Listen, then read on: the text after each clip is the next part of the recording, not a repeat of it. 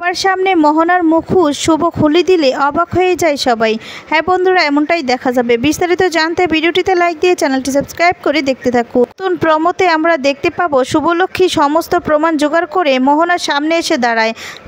বাড়ির সবার সামনে এসে দাঁড়িয়ে রিপোর্টগুলো ছড়িয়ে দিয়ে বলে, তোমার পর্দা ফাঁস হয়ে গেছে মোহনা, তুমি যা যা বলেছিলে সমস্ত কিছু মিথ্যে। মোহনার কথা শুনে আদ্রিতকে হারিয়ে ফেলার ভয়ে মোহনা উল্টো নাটক করতে শুরু করে দেয়। কেরোসিন ঢেলে বলতে থাকে, তুমি সব কিছু প্রমাণ করে দিবে, কিচ্ছু প্রমাণ করতে পারবে না শুভলক্ষ্মী, কিছু প্রমাণ করতে পারবে না শুভলক্ষ্মী।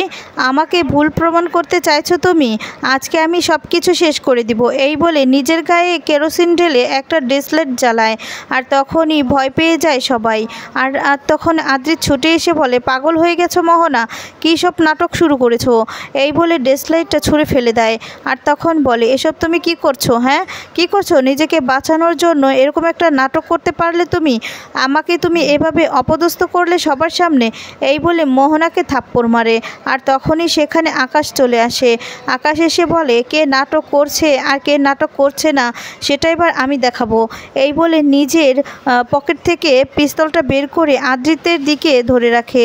আর তখন শুভ খুব রেগে যায় আর বলে, এবার তোমার খেলা শেষ আদ্রিত রয়, আমার বোনকে অপমান করা। আর সেই সময় এসব দেখে তো ভয় পেয়ে যায় সবাই। তারপর দেখা যাবে শুভলক্ষ্মী ছুটে এসে দাঁড়ায় বন্দুকের সামনে আর বলে, জোর খাটিয়ে আপনি সব কিছু কেড়ে নিতে চান?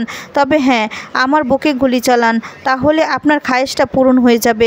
এই বলে নিজের মাথায় আকাশ সেনের বন্দুকটা ঠেকিয়ে নেয়।